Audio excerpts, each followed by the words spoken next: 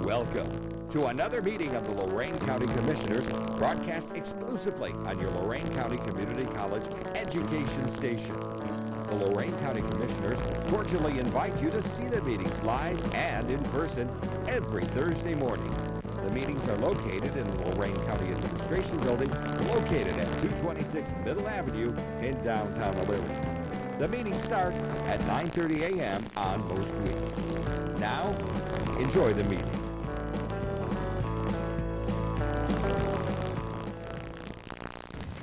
Investments? So moved. Second. Discussion? Mr. Moore? Aye. Mrs. Vacy? Aye. Appropriations? So move. Second. Discussion? Mrs. Vacy? Aye. Mr. Moore? Aye. Transfers? So moved. Second. Discussion? Mr. Moore? Aye. Mrs. Vacy? Aye. There are some advances. There's a total amount of $909,000, and these are all for CDBG projects. We're advancing the monies till the state grant is received. So moved. Second. Any discussion? Mrs. Vacy? Aye. Mr. Moore? Aye. Requisitions? So moved. Support. Discussion?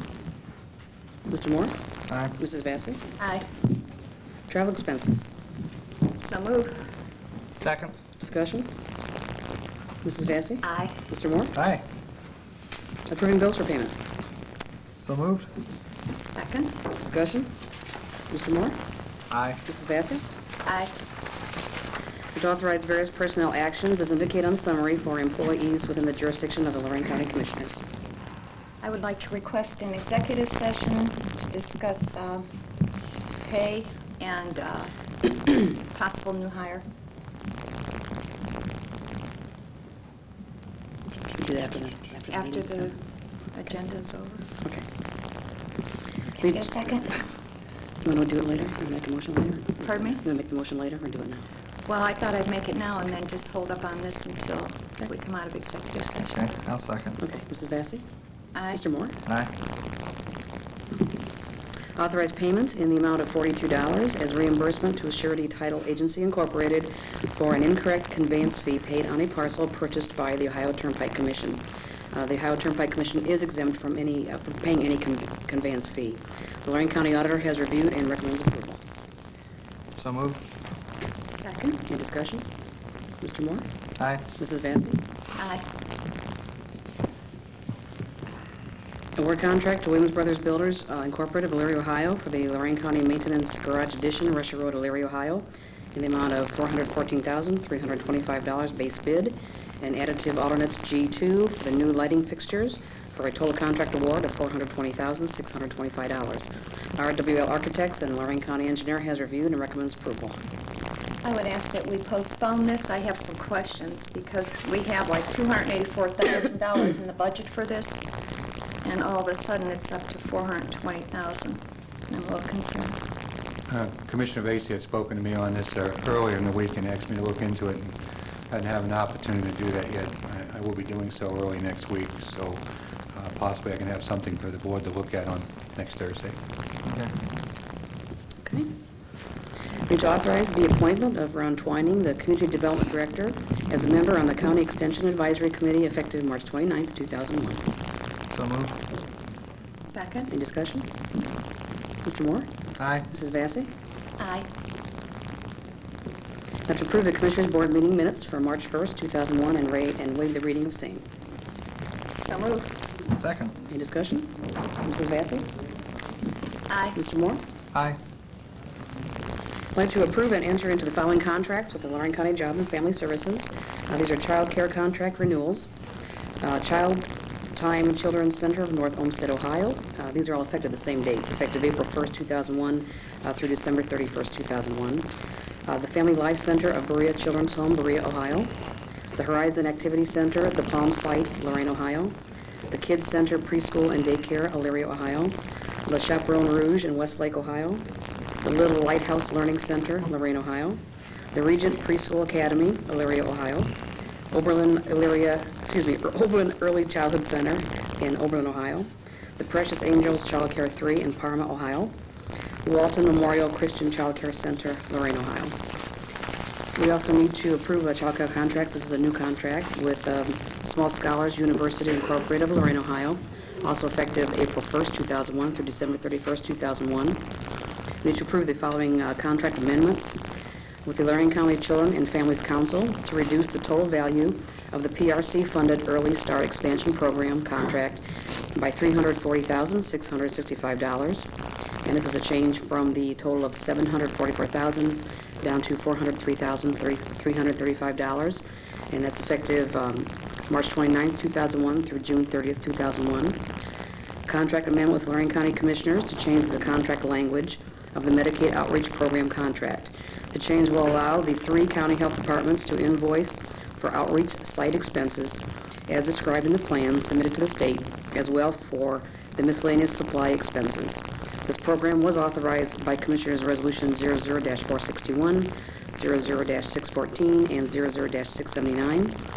The effective dates is March 29, 2001 through June 30, 2001. And the last one will be the Catholic Charities of Lorain County to increase the unit rate of their Title 20 contract from $40 per unit to $60 per unit, allowing the agency to utilize the value of the contract. The increase in the unit rate does not affect the total value of the contract. That's effective April 1st, 2001 through June 30th, 2001. And the last is a memorandum of understanding between the Lorain County Department of Job and Family Services and the Elyria City Schools to provide $60,000 in PRC funds for the operation of the School Readiness Resource Center. This is effective April 1st, 2001 through June 30th, 2001. I need to authorize the Vice President to execute these on behalf of the Board. So moved. Second. Discussion? Is there anyone here from Jobs and Family Services? Mr. Plum is here. Who is? Mr. Plum. Mr. Plum? Can you answer some questions on the PRC? Well, none that are here, but I'm just worried about the PRC, the funding. Are we still funding money for appliances? And what about the car loans? What are we doing with those?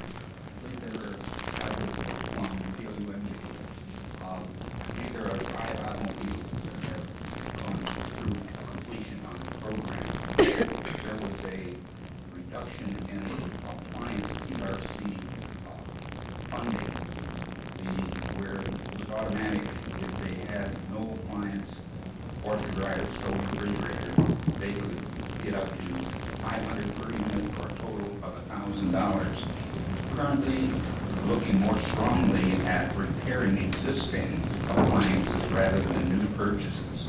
So the new purchase is on hold, and they're going through the business of taking requests for repairs of existing appliances. Okay, if they can't repair them, then can the clients go out and purchase a used one? Primarily at a reduced rate, rather than $1,000. Right. The other PRC programs continue with the standard and classic. The PRC VR Developmental Reserve will come to an end this June 30th.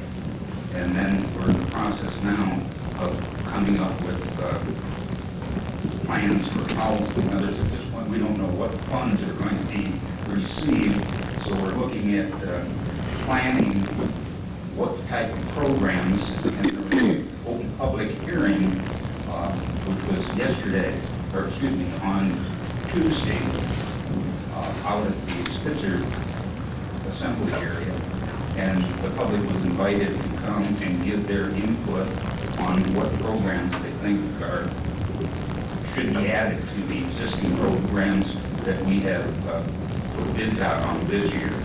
So that planning stage is taking place to be effective to get contracts out before the termination of the 6/30 limit. Okay, in regards to the appliances, our solid waste department usually has a collection day for appliances. We call it white goods. And what I think we're going to try and do is contract with St. Jude's, and then they will repair the appliances, and they can be purchased with vouchers through the Human Services, well, the Jobs and Family Services now. Okay, and so Dan Billman will probably be talking to you about that, or someone over there. And then what about the Project Thaw? How are we doing on that? Project? Thaw. Okay, it's not in an area that I work with. I know this is one that will be administered, but it's one that I don't work with, and I'm not familiar. Okay, going back to those plants for 1 minute here. Now, who would Dan talk with? Would he talk with you, or should he talk with Mary Lou? Linda Schmidt, probably, or DAC would be another contact. Okay. Thank you. Sure. Any discussion? Mrs. Vacy? Aye. Mr. Moore? Aye. I'd like to rescind resolution number 00-838 that was adopted October 26, 2000 for bids received on the basement renovation work at the Amherst City Hall and reject all bids received that were received on September 25, 2000.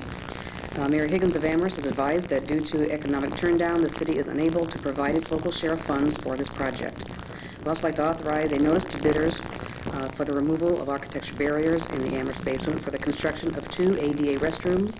Project cost $28,700. I'd like to publish the notice in the Chronicle Telegram and Morning Journal on April 4th and 11th, 2001. And I'll answer if any questions. Do you have any questions? I don't think anybody's here. Ron, Mr. Twain. Oh. Well, should we make a motion and discuss? So moved. Second. Okay. Discussion? Yeah, Ron?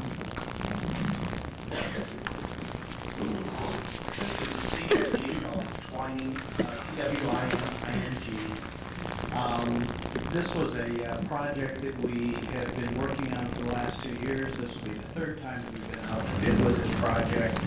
Unfortunately, this also was the project that ended up in a bid tie vote, and it was $130,000. We were putting in $28,700, and when I said vote, I meant in.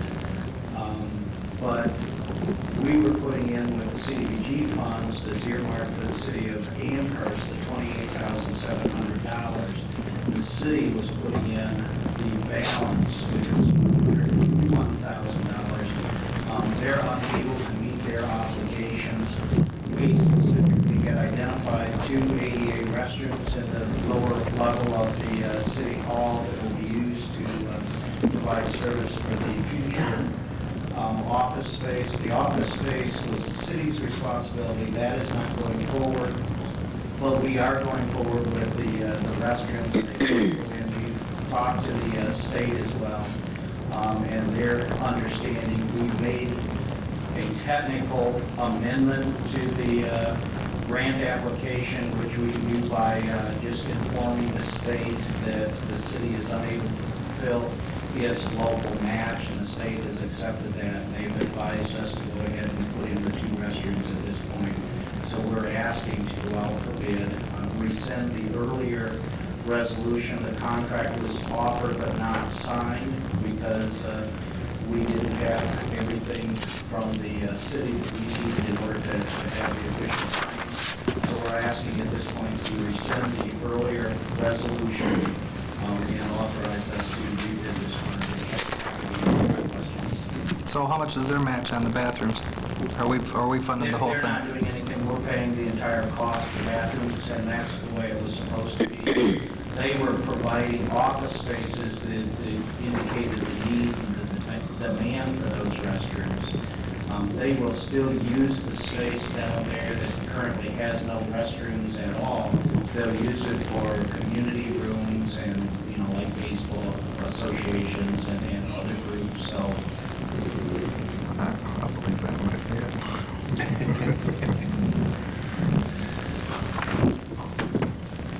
Any other questions? No. Mr. Moore? Aye. Mrs. Vacy? Aye. I'd like to amend resolution number 01-83 that was adopted January 25th, 2001, which awarded a contract to Williams Brothers Builders of Elyria, Ohio for the construction of a handicapped ramp with Community Development Block Grant funds at the former Belden School in Grafton Township. The amendment is to reflect the total bid amount of $19,500. Of this amount, $18,126 will be provided by CDBG funds, and the balance of $1,374 will be provided by Grafton Township. This is a fiscal year 99 funded project. So move. Second. Discussion? Ron? Is this just like the Amherst discussion? You don't have to explain the whole detail, but I see that, This is similar, I'll do it real quick. Thank you. My map was faultless, and we needed a contribution from Grafton Township, and that should have been included in the earlier approved resolution 3 or 4 months ago, so Okay. we're correcting that. okay, thanks. Mrs. Vacy? Aye. Mr. Moore? Aye. To advertise for bids for the furnishing of Highway Department materials for the Lorain County Engineers Department for limestone aggregate, liquid asphalt emulsion, and asphalt plant mixes. And I have I left some totals out, and I apologize, it's my error. The estimated cost is $275,000 for the asphalt plant mixes. The limestone aggregate estimate is $115,000, and the emulsion is $275,000. I need to publish the notice in the Chronicle Telegram and Morning Journal on April 3rd and 10th, 2001. What's those numbers again? 115 for what? 115 was the estimate for the limestone aggregate, Okay, and then, and $275,000 for the liquid emulsion. so what are we looking at for the asphalt plant mixes? Another The 275? $275,000. So we're not looking at a $275,000 deal now, we're looking at a, 390,000. not more than that. 2, 4, 550, $600,000. $665,000 deal now. Would you repeat those numbers again, please? The $275,000 is for the asphalt plant mixes that I've made note. $275,000 for the emulsion, Is that right? $115,000 for the limestone aggregate. Mr. Hamilton is here, is that correct? So there's 275,000. Okay. I got 665 right now. Asphalt plant mix is $210,000. Oh, 210? I think that's correct. Oh. Okay. Wait a minute. Fuzzy math. Yes. Sorry. So we're going 600,000. 600,000. 600,000? Right. And this is coming from the highway funds anyway? Yes. Okay. Right. Okay. So move. Second? Okay. Mrs. Vacy? Aye. Mr. Moore? Aye. Okay. I apologize for that. Well, let's not have it happen again. No, Okay, just sorry. kidding. I'll try that. Comments, Mr. Cortez? I have 2 quick issues this morning. The first is, as the board is aware, we have been working on procuring a $2 million bond that's going to be paid with motor vehicle gas tax for the county engineer to do engineering and match money to do about $20 million worth of road repairs out in the townships. Mr. Rokesy and his team have gone out to the market and talked to various bond companies and been able to negotiate a very favorable rate on the bonds. We're at the point now where the board needs to award the negotiated process, and we're going to request that you award that to Season Good Mare. They were the lowest bidder. Mr. Rokesy's worked with them before. I had a letter of recommendation from Mr. Rokesy for that, and I'll read what I'm asking a resolution for. To award the negotiation of the sale of $2 million of general obligation 1-year notes to the firm of Season Good Mare, and to instruct the Budget Department to work with this firm to implement the same for these notes. How much is Season Good charging? I would rather have Mr. Rokesy speak to that this time. John? Good morning, John Rokesy, R-O-K-E-S-Y, County Budget Director. Commissioners, we received some very favorable rates. The Season Good annual rate yield is 3.29%. That's unbelievable. It's a very low rate. All the firms that submitted bids are very reputable firms. The rates are low at Pace to Shop. And the annual cost yield of Season Good is 3.29. And if approved today, I would work with my department to negotiate a sale of the note. Okay, this would be the interest on the note, correct? 3.29? That's correct. What is Season Good's fee going to be? The season good fee will depend on actually the sale of the note itself, Commissioner. I can't give you that exact amount until the process is through the sale. But they're very competitive in the past. They have not charged us anything exorbitant. The fees are very competitive, and once the sale goes through... Is it a percent of the note, John? Yes, it is. It's a certain percent of the fixed amount on the note. That's correct. Do you have any idea what that could be? It's based on the principal amount. It would probably, and again, I'm estimating at this point because a lot of this depends on the size of the note once they get it and the amount of time it takes. I would say probably 0.25% of the face value of the principal of the note as an estimate. Very small relative to the size of the issue. Okay, but now we'll need another resolution in the future. Because we talked to Dave Goodman yesterday about this. I don't know what that was. Was it an agreement between the commissioners and the engineer in regards to the repayment? Commissioner, if I may for a minute, that is the agreement between the Lorain County engineer and the Board of County Commissioners to use motor vehicle gas tax to pay the bond. That is part of this entire package, but it'll be a different resolution, different process, because we'll enter into that agreement with Mr. Carney. And the changes that you requested and that were much needed are being accomplished this week by David Goodman. I just want to be assured that we're talking about two different issues. Yes, we are, Commissioner. Okay, thank you, John. You're welcome. So moved. Second? Any more discussion? Mrs. Vacy? Aye. Mr. Moore? Aye. Before I go on to my next issue, Commissioners, I'd really like to commend the Budget Department for the work so far on this issue. We used a different process this time. It was a little frustrating for them because I wanted to be competitive and do actual negotiations with these companies out in the marketplace. And Mr. Rokasi and his staff really worked diligently on this, and that's why we have such a low rate. John's being a little humble, but he really worked to bring this rate down, him and his people, and Shelley Moreno was another one that really worked with him, so I just want you to, I just want to share that with you. Thank you. Thanks, John. Thanks, John. Thank your staff for us. Thank you. Didn't know John was that humble. Yeah, well, he's humble most times. The second issue we have is I was called by a commissioner last night concerning some problems with the YMCA, and apparently their inability to meet their payroll this week because we haven't paid them, or at least Human Services hasn't paid them. I was asked to look into that matter this morning, which I did. I'm going to... There were some problems with some purchase orders, requisitions, and some contract issues, and if we don't get a check to the YMCA, I understand by tomorrow, they're not going to meet their payroll obligations. Are we going to be able to do this by tomorrow? Is the auditor going to be able to cut out more by then? Well, his first step starts with a requisition to pay, and that's what I'm going to be asking for here in just a moment.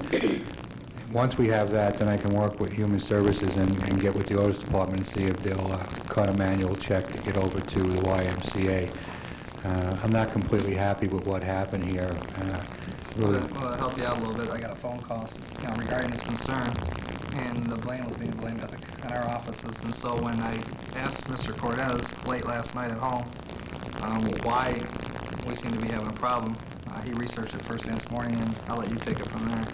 Well, we got a record with you on the, February 16th? right around February 16th or earlier. It may have been the first week of February. I didn't have a lot of time to research it. Under the Commissioner's reinvigorated guidelines for purchase orders, requisitions that I've been reviewing, I normally want to see a copy of a term and condition sheet, a signed contract, something that we're paying off of so that I can at least feel comfortable that the amount being paid has been agreed to and approved by the proper certifying authority. Sometime early in February, I received some purchase orders from Human Services to pay for daycare services that were lacking in documentation. That's not really unusual because I get a lot of those. I usually send them back, and the documentation's attached and sent back in the following week. But this one here, it wasn't sent back, and in fact, there wasn't a signed contract with the YMCA. So there was really no ability to pay them because there was no document to pay off of. I don't profess to be a big financial auditing guru, but I do know that you have to have a contract to pay somebody, or at least a term sheet that's been agreed to. Why this never got back over to us, I can't answer for. I spoke with Human Services this morning.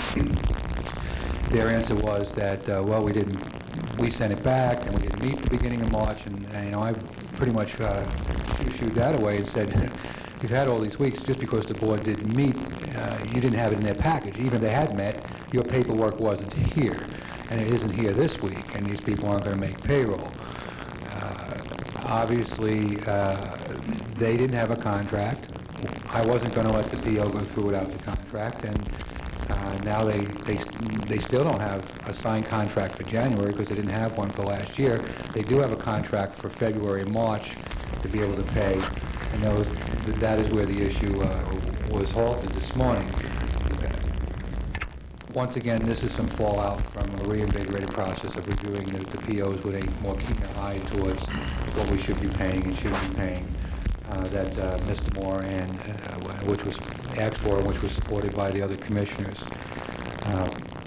I just don't like the fact that Human Services was indicated to the YMCA that the process problem lied with this board, because it didn't. Thanks. So they're asking for what? Funding for January, but they've already corrected, they do have a contract now for February, March. On continuation, correct? Correct. So they're in dire straits to make things work for tomorrow. Yes, they are. If we did pass something now, you could see to it that we took care of the YMCA.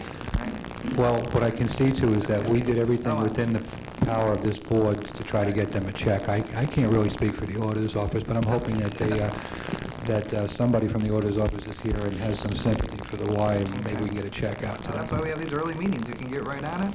Absolutely. Well, if nothing else, at least the Y knows the money's on its way. Right. Well, they can't meet payroll. I know they know it's on the way, but I really feel for an employee who shows up Friday looking for their paycheck and there's no funds to. You're going to do your best to get it there. I'll do everything We will have be the possible to faith do. in Mr. Cortez to do that. Thank you, Commissioner. So with Jim, that, what was the amount? I'll be passing this to you.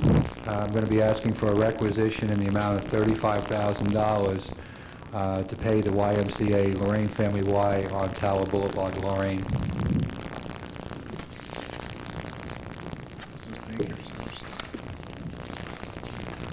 Is this the copy of the new contract then? Is that what that is? That's a copy of supporting documentation, yes, Commissioner. We have to sign it. Sorry. So can we just, Okay, I would so move. Okay, second.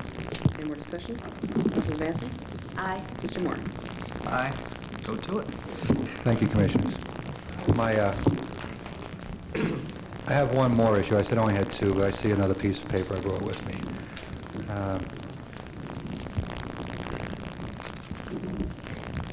That is, as I've made you aware, we have the J.C. Penney building issue with the storage of equipment down there. Apparently, not apparently, our contract with the seller of the building called for us to allow 6 months of free storage for the equipment that was maintained in the J.C. Penney building. That 6 months is up on March 30th of this month. I have been in discussion with the owner of the equipment, and they are requesting an additional 8 to 12 months of storage. Originally, we weren't coming to a meeting of the minds on the value of that storage, what it represented to the taxpayers of Lorain County. After some rather heated discussion, I told the seller of the building to send us a proposal for the storage of that equipment, and I have received that proposal, and they are requesting that we continue to store their equipment down at that building for a period of 8 to 12 months for a sum of $2,400 per month. Now, I've been looking around trying to find comparable storage so that I can base a price on for that storage. But being that this is going to end on March 30th, I'm seeking some guidance from the board as how I should proceed with this issue. And I have discussed with Mr. Innes the possibility that we don't reach an arrangement and what we could do from that point. And we discussed sending a letter saying this is what we want for that storage and this is what it's going to be, and then letting the chips fall from there. How long did they have to store that in there? What was the 8 to how many? They're saying 8 to 12 months. But didn't they, it's my understanding we purchased this building on December 14th of 2000? Thereabouts, Commissioner. I don't have the exact date. 6 months sounds like June 30th to me instead of March 31st, so that sounds kind of bizarre. This is what I was contacted by them, and this is what they told me. I mean, I thought the contract said they had free rent for, was it 6 months? Do you remember? I don't recall the terms of it. Okay, I'm just saying, you keep saying 6 months, and I'm thinking we just bought it in December, so I'm wondering. It may have been when we negotiated the terms from the building, which was going on for a period of time. Maybe there was not a month, maybe it was just a date in there instead of a... Quite possibly. Okay, so you'll check that out. Yes, I will, Commissioner. Yeah, I'm really concerned about that, though, because I'm hearing that Children's Services needs more space until we get the Justice Center up.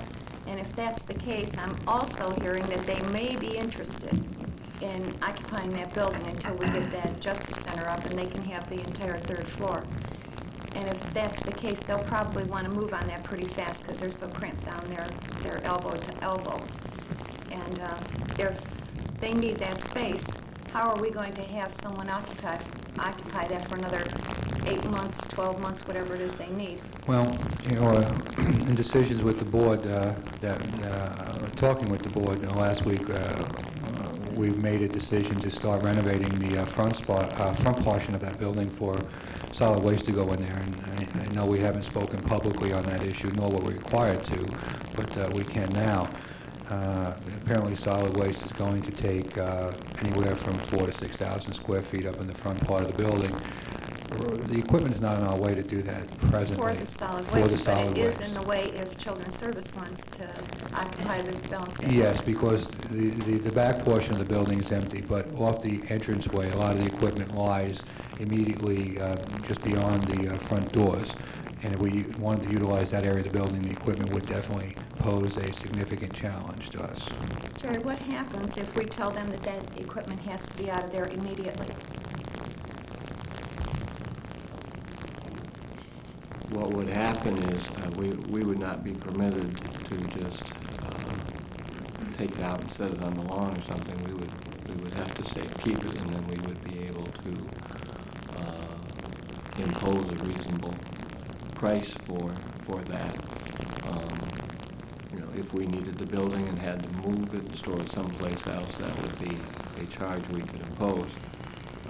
I might suggest if the commissioners aren't prepared at this point to make a decision regarding a long-term resolution of this matter, we could approve a 1-month extension at the 2,400 if we feel that's reasonably comfortable at this point in time. Give Mr. Cordes an opportunity to make some comparative studies, and then if at the end of the month we feel we need to get a quicker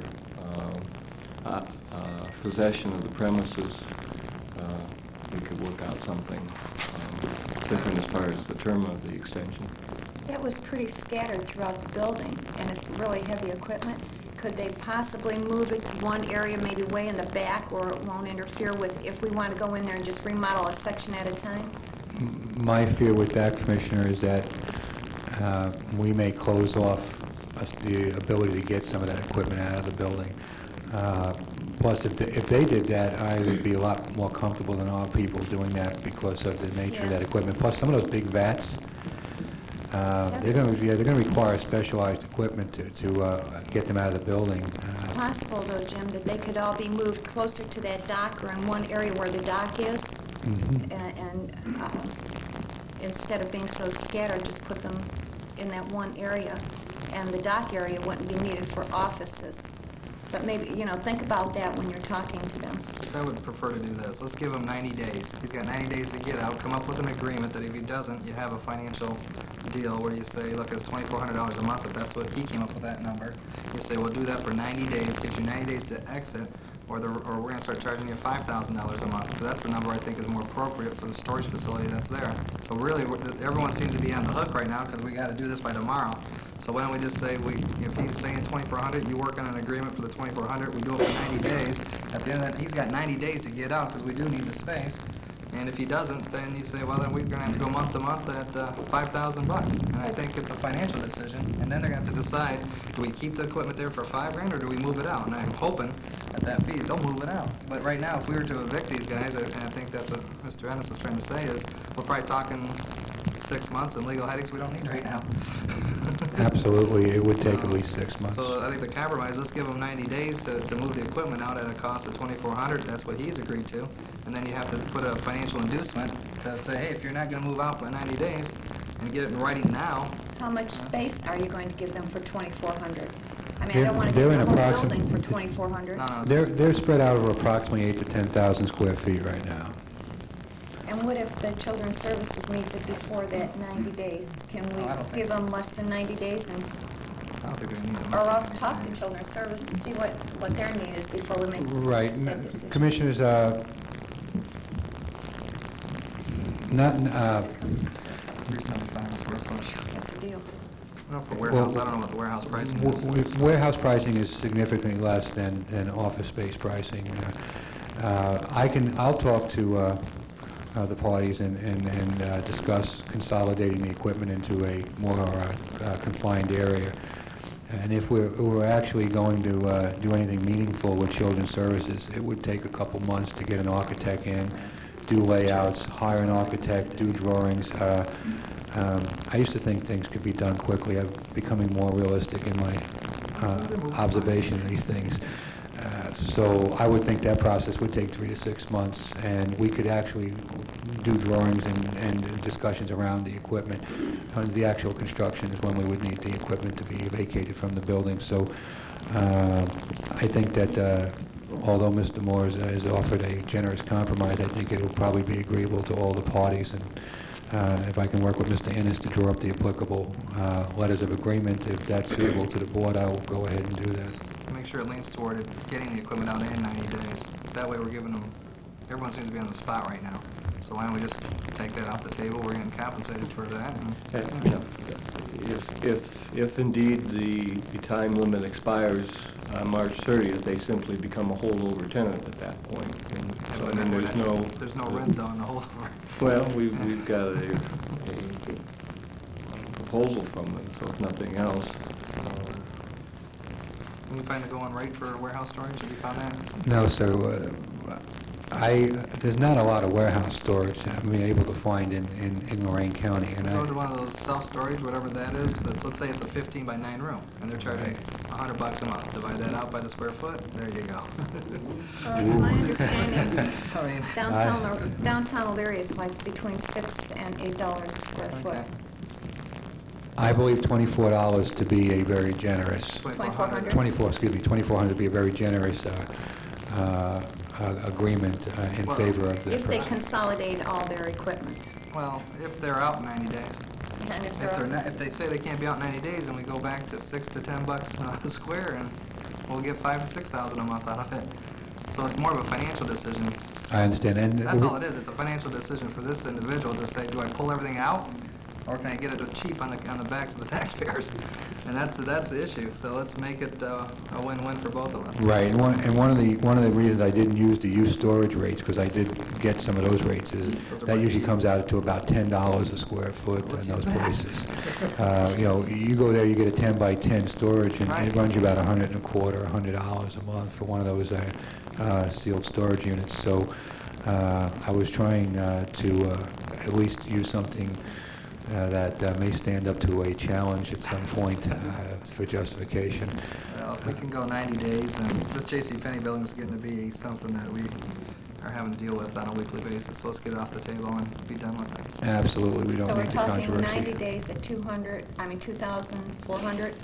A month, each 30-day period. I'd prefer more, but if we can get if we can get an agreement to get them out by 90 days, and that is our intentions, I don't have a problem with that number now, but I'm going to be upset if he's not out, and that number's going to have to change. I agree with you. Okay.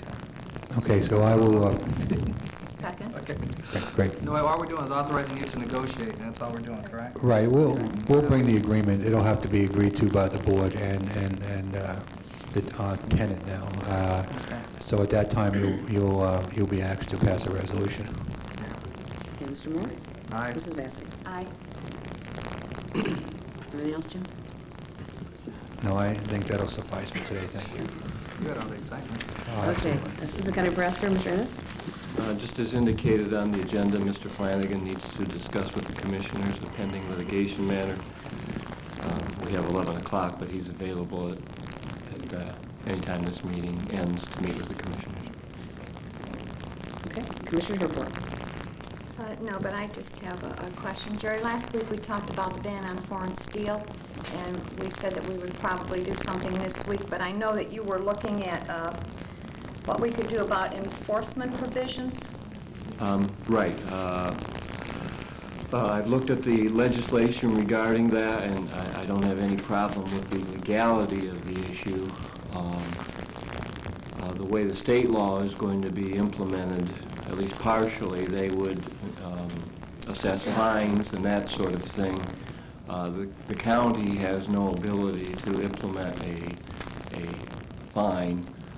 We would have to incorporate it into our contractual agreements in the form of a penalty clause or a liquidated damages clause or something like that. So we'd have to do that a little differently. The biggest area of problem at this point is the mechanics of enforcing it and making a determination that there's been a violation. From what I've read in the legislation, they're talking about turning that over on the state level to the Attorney General's office, and there was some language in there that this would be so complex that the Attorney General's office would have to hire outside consultants to do that. So apparently on the state level, they're recognizing that, I mean, this stuff doesn't come through with a little label on it that says made in Japan or whatever. So I would suggest to the commissioners that we need to take a look at what the state is doing, try and obtain some of their documents and see how they're going to make these determinations and see how complex this Jerry, is enforcement is going to be. Is your concern on identifying domestic steel compared to foreign steel, how you identify it? That's part of it. I mean, I don't know. I'm not a construction expert, so I'm not sure how all that's going to happen. Again, all I'm doing is looking through the legislation, and there seems to be some recognition on that this is not going to be a real easy thing to identify. I think we want to do some thinking about how we want to put it, if we want to put it into our contracts, how we're going to do that. You don't want to put penalty clauses and things in there that scare. For instance, some of the legislation from the other counties said if there was foreign steel found to be in the projects, they would recall 100% of the money we gave to them. You may have some problems with people wanting to contract with you if they don't have, if they have to give us a guarantee that there's no foreign steel in there and they don't have any way of checking that out themselves and they just have to sign over a blank check, you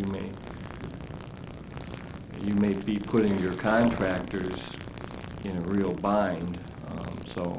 I'm just saying, I think this isn't something we can just throw in haphazardly. We have to do some thinking about how we're going to draft this into our agreements and how we're going to enforce that. And I would like to see how the state does it, maybe give us some guidance on that. What happens, Jerry, if this becomes state law or federal law imposed on us?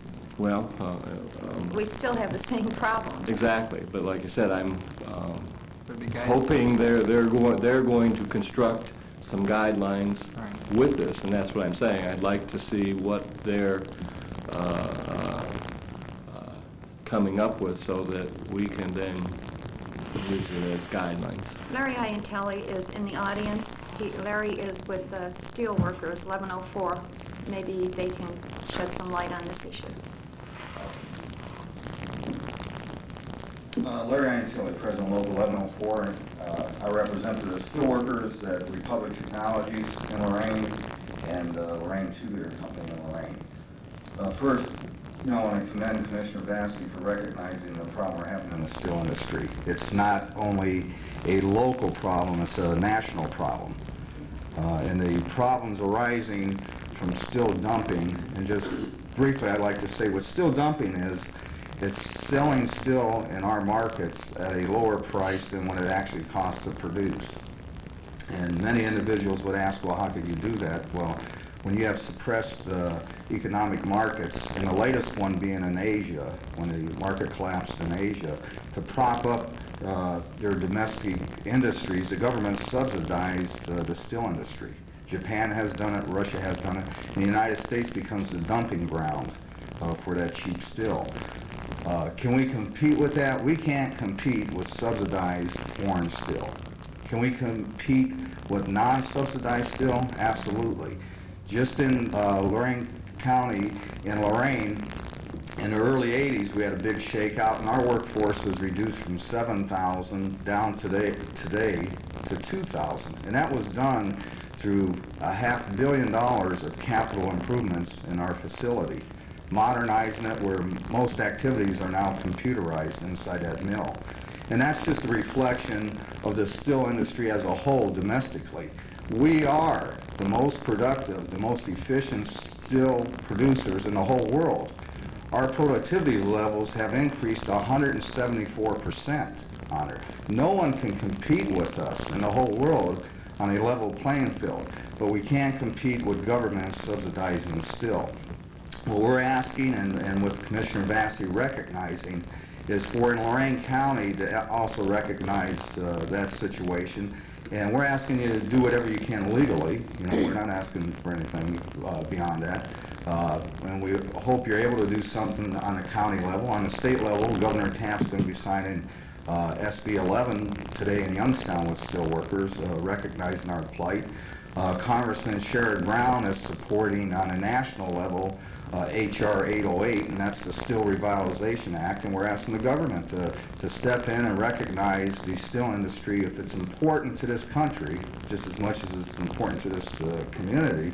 Are we going to let foreign countries undermine a efficient industry in this United States, and it's still important to this country? So I'm not going to get any nitty-gritty details on here. I would ask the commissioners' support to at least recognize some help on the foreign steel. Most of the construction steel won't help us in Lorain specifically, but it recognizes the problem that we have nationally on it. It's a wide variety of products. So I'm just asking that you do investigate it. You're able to come up with something like other counties have done, and Mary Jo has investigated, that we do have something we're at least able to say that the steel industry is important to Lorain County. Now, you faxed over this HCR number 7, Yes. which is a concurrent resolution. What about, why don't we just pass a resolution to support this, because I think you're asking me that would help too.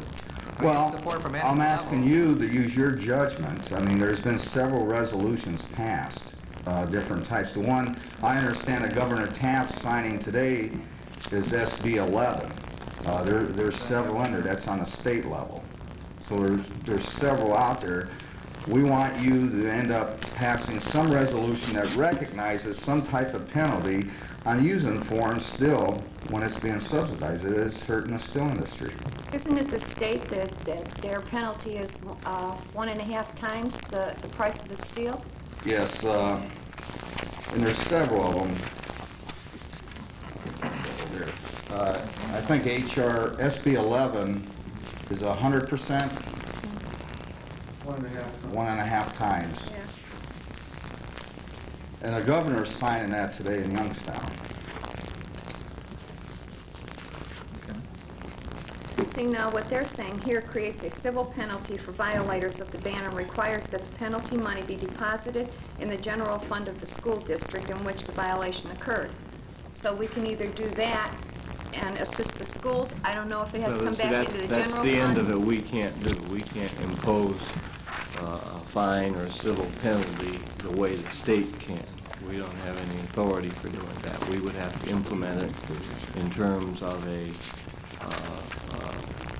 liquidated damage for violations of a contract with them. Can we move on a motion to ban the use of foreign steel and then work out all the details? Well, you certainly can do the support motion. And we can do the support motion also. But I would, I'd prefer to do the support motion. This is what they factored from the minutes. yeah, the That's right. support, It basically says, it is, it's a bigger issue than, it's a national issue. Right? right, Like, it's a big issue. right. And You're saying I don't have a support problem with that, that. Oh, that's, yeah. Well, that's we're with, just- at state federal law. level, No, or is this the state? that's a mistake. What's, I got this one. what is HCR, represent number 8? I'm not sure what you, It's I don't not- have what you're looking at. It's the resolution by General Assembly. Here's the second here.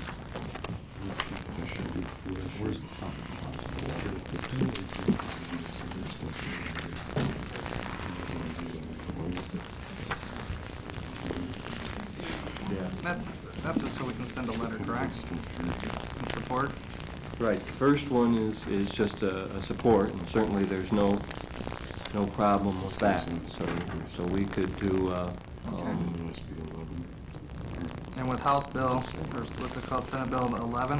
right, Motion offer, what's it called, make a motion of support? Is that what you're, Senate Bill 11 will be passed when the governor signs it today. If they Okay. don't need any more support, it's already Okay. completed. so let's do, I think we should do something on a federal level then for some support. If that's what that, is that what that does, Jerry? well, I mean, there's certainly no problem with indicating a support, general philosophy on federal, state, and local level. Certainly an encouragement type thing. As far as putting a ban on it county-wise, we can say that, but at this point, we don't have any enforcement mode in place, and we cannot do what the state is doing of putting a civil penalty on. We don't have But that Jerry, authority. what happens though if this, once this is passed through the state? Won't that mandate us? Well, on state Follow? projects, and so it will be on there state. for that, and then it will be the state that will be, that's why I'm saying I need to see what mechanisms they're going to put in place to enforce that. And from what I've read, they have talked about setting up something in the Attorney General's office, and as I mentioned, possibly even contracting with outside consultants to investigate and then enforce the penalty. But all I'm saying is we as a county cannot create a fine. We don't have that authority. We would have to integrate it into our contracts. So why don't we pass this, I mean, But we this could is what I put it in our received from you, contract. the HCR number 8. There's 7, 8, and 11 on the state level. The governor's signing 11 today. And on the national level, there's HR 808, which is a broader bill that deals with restricting imports altogether that are subsidized. Does this support HR 808 then, if we can Yes. send this out? Okay.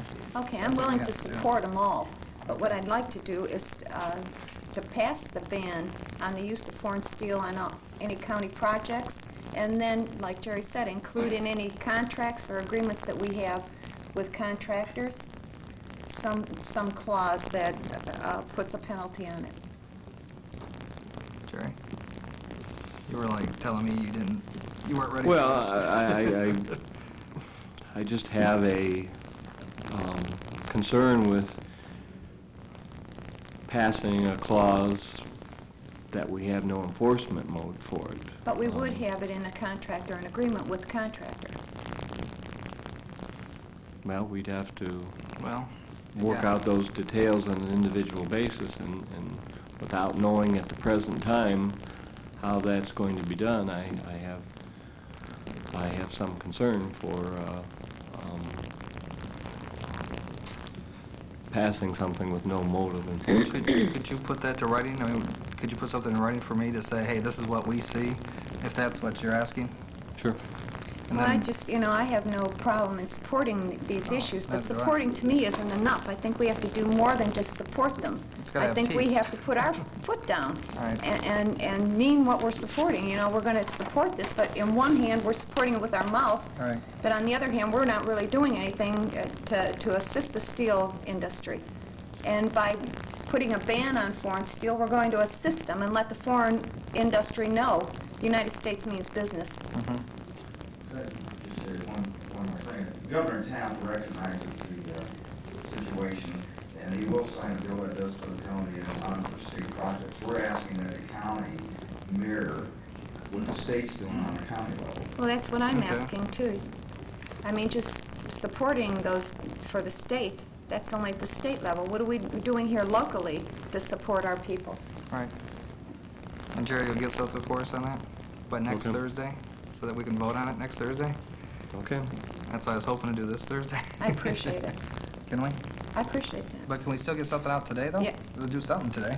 Let's get this. Well, then I would move to support Senate Bill Well, which- 11, and the others, would you please? The governor's signing SB 11 Yeah, so today. that's kind of The moved. national one is HR 808. It's called the Steel Revitalization Act. What about the state level HCR number 8? That wouldn't be the good verbiage that would support you guys? I don't know where that one's at. If the state's gonna sign into law something today, we're just asking at a minimum that the county mirror Right. on the county level, what the Okay. state's going to do on the state level. Okay. And Jerry will have us, so we can vote on it next week. How's that? I just want to make sure it has teeth, so we can enforce it. Okay? Okay, then, Is that okay to hold off on this until next week then, or would you like something today? No, it's, you'll It's just a probably piece have of more time paper. to find out what's on the H- state level, what you're actually Right. gonna do on the county level. Okay. I thank you for your time. I appreciate you coming in. thank you very much. So is there going to be there's not going to be a resolution of support to send to our Well, Uh, Federal. well, I federal think they- I think you representatives? wanted to wait until we got 808 instead of this one. I think that's what you told me.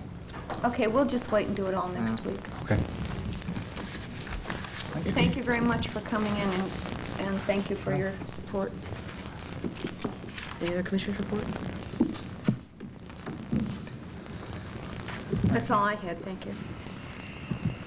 Under old business, need a resolution to authorize the release and payment of retainage to Mitel Communications Solutions of Middleburg Heights, Ohio, in the amount of $56,514.52 for work performed on the installation of the telecommunications systems at various locations.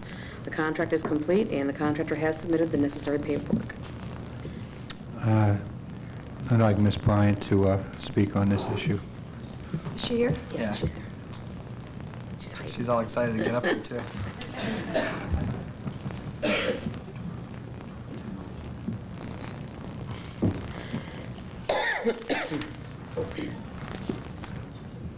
The project's completed, so we're ready to go. Nancy, would you please give your name? Nancy Bryan, telecommunications supervisor. If only all people were of such succinct wording. Can you tell us a little bit about the project and if you're happy with the outcome? Because we're going to release these funds. If there's any problem that's discovered from here on in, we don't have any real recourse. We'll have to release their bond money. Now, we've already paid the final invoice. The project's been completed now for almost a year, so Good. We still owe money? or no? everything's great. This is money that's held back to make sure that the Oh, okay. project's completed. Yeah, It's it's been the a year since you're retainage fine, fee. So now we need to release the funds? Yeah. Oh, okay, so you're happy? Yep, You're absolutely. happy. All right. All right, this is the new system, telephone system throughout the county buildings, correct? Right. So moved. Support. Any more discussion? Mr. Moore? Thank you, Mrs. Nancy. Massey? You're Aye. welcome. Any other old business? I have none. None? New business? None? None? I have a question. I can get some clarification. I'm confused, and it's not hard to do. but I got a couple phone calls about the meeting schedule for next week. We had talked about 9 o'clock originally because the architect's coming in, and we changed it to 9:30, so I didn't know I didn't know about this. exactly what we're doing. So, Well, this predates great. the discussion last week on when it had the standard meetings. That's what I was saying. I'd like to keep it at 9:30 because it's too confusing. Okay, And for me to say no to 9 o'clock, that's pretty big, so. very, very conciliatory on your part, Commissioner. No, we've advertised it, it's been in the paper, we keep it, let's be consistent. Okay, so let's push the architects up. Leave enough time that we can complete. Push the architects. We're going to push the architects, but make sure we have enough time to get through the complete agenda. An hour should be sufficient. Like 10:30. Correct. Instead of 10 o'clock. Correct, because I want to make sure we get through the agenda before we go into the architects. We don't have to revisit any issues.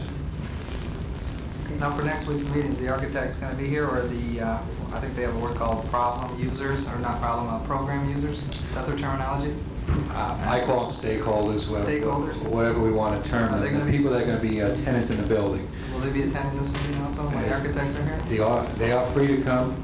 The judges wanted to have a personalized meeting. I informed them that we want to do it in the public session. So all the stakeholders have been invited. Whether they come or not, I really can't answer. No, that's okay, as long as they know they're invited. They Yeah, are. but do they really know they're invited? Have we sent them information, an invitation or a letter or something? They've all been invited. I have the minutes from the meetings. They met with the architects. There's been one-on-one meetings with them and their staff. Let's get a They've been letter told out. when the meeting, I can certainly send another letter. I know they all watch this on Sunday nights, but just to make sure, let's do a letter. I don't Yeah, think I'd any, like to hear from them in person. I'd like for them to be invited personally. I'll take care of that. And Commissioner, Moore, we're competing with the Sopranos. I don't think anybody's watching us on Sunday night. But I will send the letter out to them, and I'll get that out this afternoon. But just make sure we have ample time to get through the agenda. If the agenda's getting long, we want to move the architects, because I don't want to have to come back in the agenda. It's going to be a very long meeting. Okay. Jim, please make that letter an invitation to attend. Oh, I would The never new tell a gym. judge to Yeah, be yeah. somewhere, so We want the new gym theme out there. it'll be very There you magnanimous. go. All right, thank you. Yes, ma'am. Okay, any other new business? Public comment then? Yes. Elizabeth. Oh, I'm sorry. Shirley. Mrs. Johnson.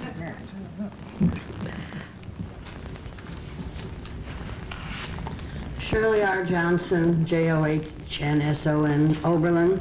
Last week, you discussed the legal bills regarding Navion Corporation and the Commissioner Ross. And the newspaper article since then indicates that legal advice is obtained without resolution by commissioners and employees.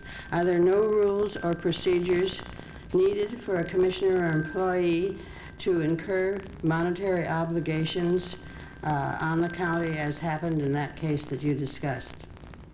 You know, I brought that up yesterday. John Rokas, was in the office, and we were discussing that $2 million, and we needed some answers, like right now. So I picked up the phone and called Goodman, Dave Goodman from Squires, Saunders and Dempsey, and I thought to myself afterwards, okay, now that this has become an issue, can I legally do that? I don't know if he charged us for the few minutes that we talked with him. Oh, I'm sure. But, I mean, it was information that I needed, like, right now. So, you know, you're bringing up a good question, and it was a question I had yesterday, and I asked John, I said, well, what did I do here? You know, did I do something that I legally could not have done because I didn't have a resolution? So here we go, Jerry. No, I think the concern with Navion is that went on for 6 months, and it went up to 13,000. Well, let me try to field this, and if I Yeah. fumble, Jerry will pick up the ball. We have contracts with consultants. We pay them an hourly fee. We come to an agreement on what those fees are going to be and what the breadth of their services are going to be. Those are an extension to the board and to your senior employees, more or less in a similar fashion than hiring an employee would be and tasking them. Normally, when we're working on a specific project, we'll be talking to the board about that specific project, and we'll be working with the consultants, and you'll know we're working with the consultants for the most part. Just like the bond issue that you were bringing up, which is a very good example. I had Squires draft up the initial language for resolution as we worked into this bond issue. This actually predates Commissioner Moore coming onto the board. We were working on it for several months, but those are understood issues as we progress in a project that we're going to be using, whether it be outside bond counsel or it be our management consultants, or whether it be our solid waste consultant. We have solid waste consultants also. We also have consultants that we have a not-to-exceed contract with down in, say, economic development when we use Pogemeyer for some of the CHIP grants. The directors utilize those resources on a limited basis, but it would be impossible for each time you needed to talk to them to come back and get a resolution for each hour. But you can actually go, I like what you said, not to exceed. Correct. Maybe monthly billings to Correct. explain it so we can watch. And we do that now, sir. But you're also looking at, you said a consultant. So maybe we That's should a contract. revisit and That's take a what- look at each consultant that we're doing business like this and find out and make sure that we're protected with not to exceed a certain time frame, not to exceed a certain dollar amount, not to exceed. We are normally... Who is in there? Who can talk to them? I mean, the directors. Or we can go like maybe with the attorneys on a retainer, Correct. or like you said about the solid waste, so that's a contract. So they're contracted with these attorneys. I don't think we have a contract. Do you know of a contract, John, with Squires? I don't believe there is. What about you, Yvonne? No. What are we There talking is no about? contract, so maybe that's what we need. Well, why don't we do this? You just mentioned a whole bunch of consultants, correct? So can we identify in the county who is getting paid like this, what their rate is, and maybe we can revisit. If there is no contract, maybe we can come up with a standardized contract to protect the county from 6 months of activities without a bill, and also maybe, It's now on the list, Commissioner.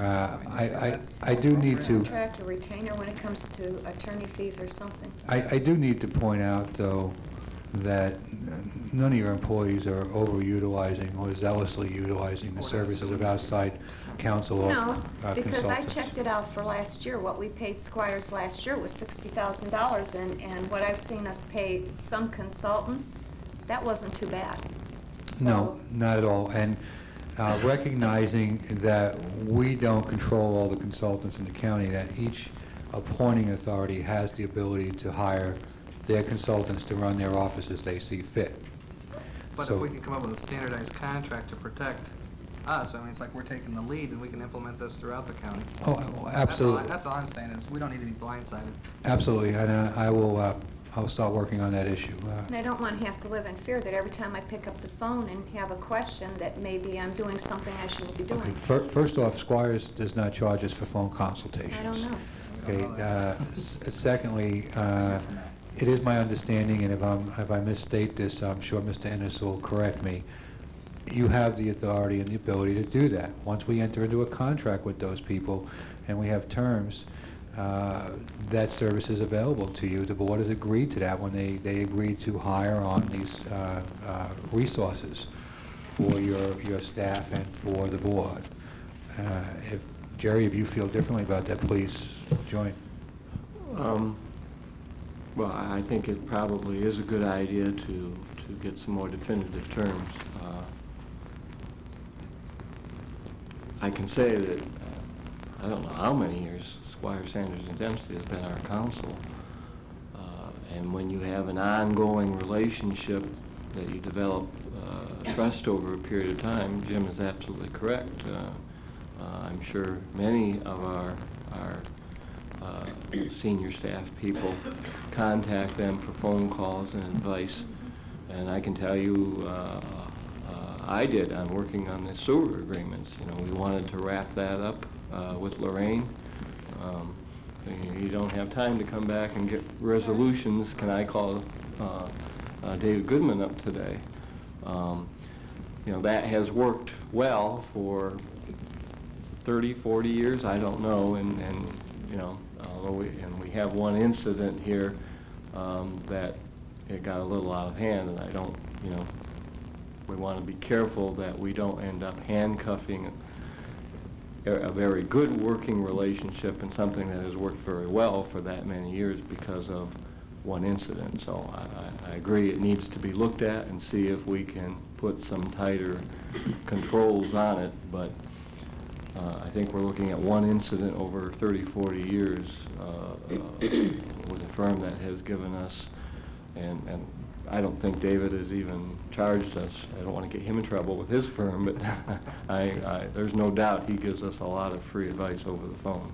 So I don't think Well, the good thing is there's nothing the wrong firm with is revisiting, abusing it, right? let's put it that way. Right? I mean, there's No, nothing wrong with No. revisiting, and I will do as the board has requested, and I will, while I am in the process of making that review, I will reiterate to the outside resources that we use that I want monthly billing.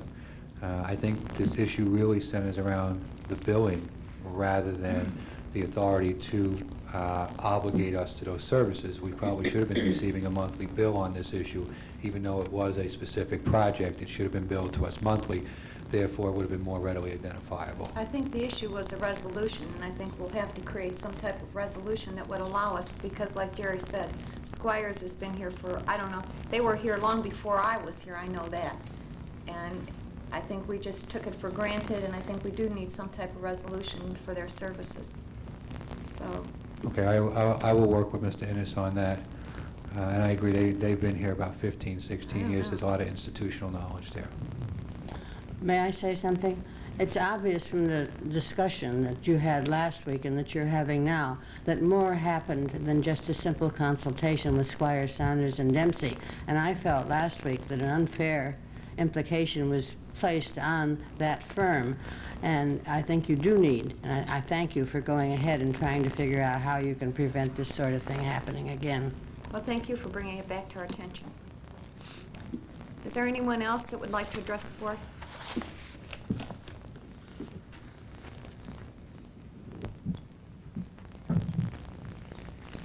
Elizabeth Rumics, R-U-M-I-C-S, Oberlin. This is, I assume, non-controversial and perhaps very obvious, but I sympathize with the intention to have an efficient and effective meeting here.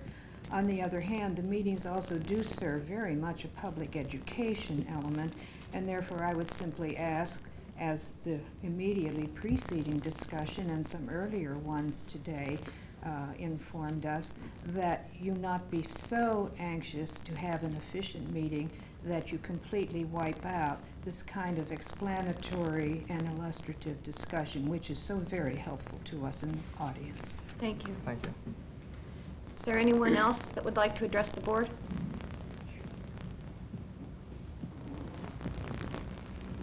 Okay. Go ahead with board correspondence. Move to waive the reading. Second. Mrs. Vacy? Aye. Mr. Moore? Aye. We have a 10:30 appointment this morning. A little bit late, aren't we? A few minutes, yeah. Yes, go ahead. Dr. Roman is here, Vice President of McGick's, for a presentation on a comprehensive internet-based provider network management system.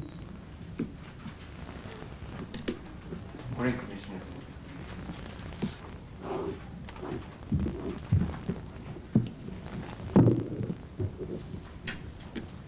Thank you. Thanks. Somebody left this up here. I don't know if it was just for me.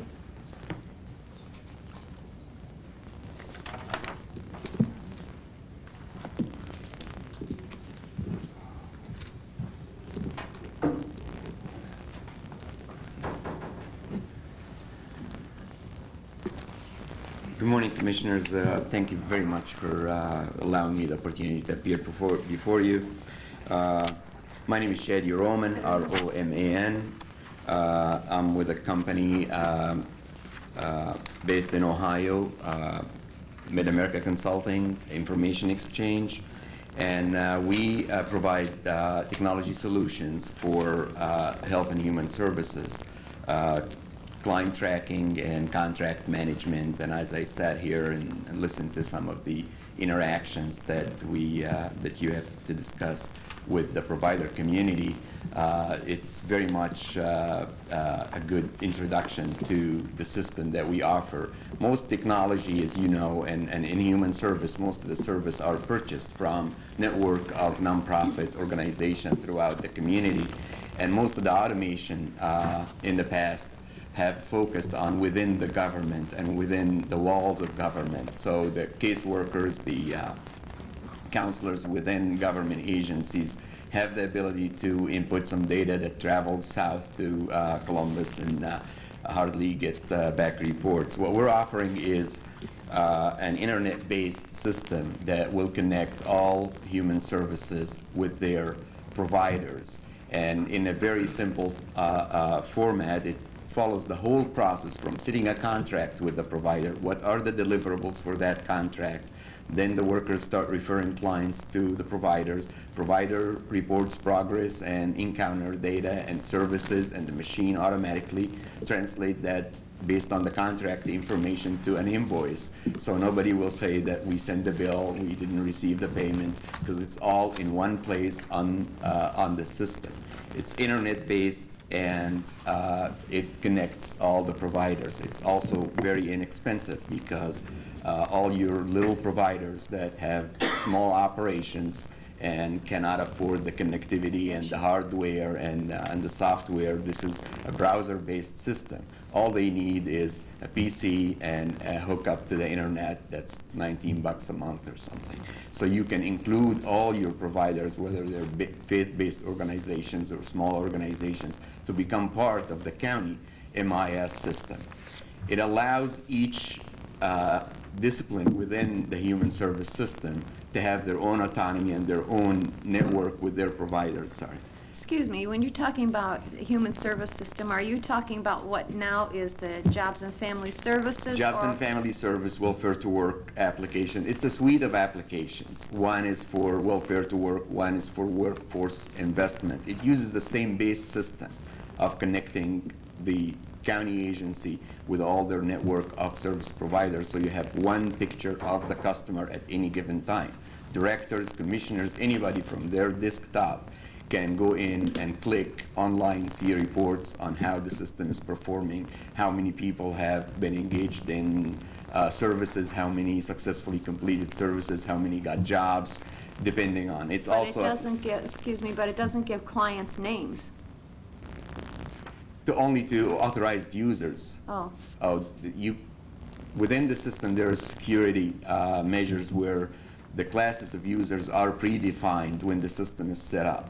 So people who have authorization to go and see certain things can see that.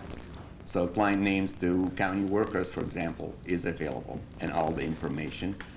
For providers, they can see only the clients that they are assigned, that they are serving, and not the clients of other providers.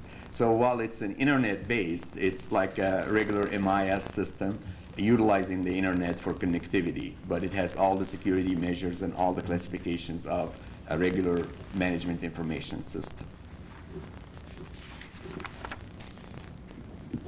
As I indicated, it's very inexpensive compared to the millions of dollars that are done in development. It's a proven technology because we're operating in Lucas County, Cuyahoga County, Summit County, Portage County, Geauga County.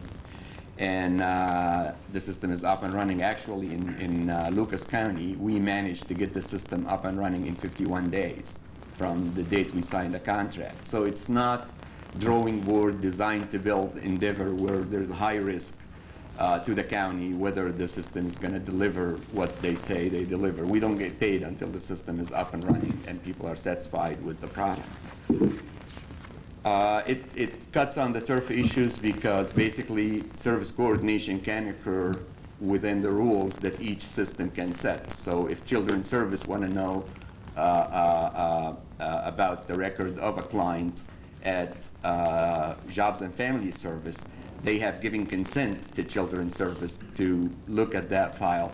There is a mechanism in the system where they scan in the consent, the other end can see the consent of the client and share the information online.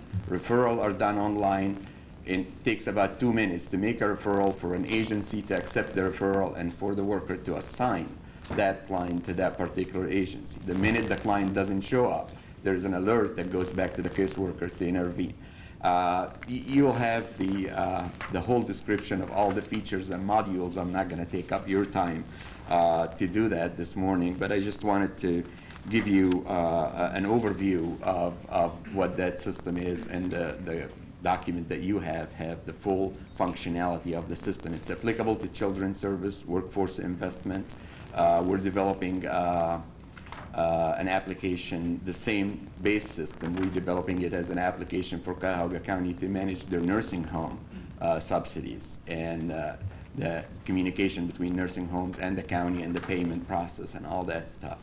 So it's every transaction that takes place on the system is tracked to the date and who did it.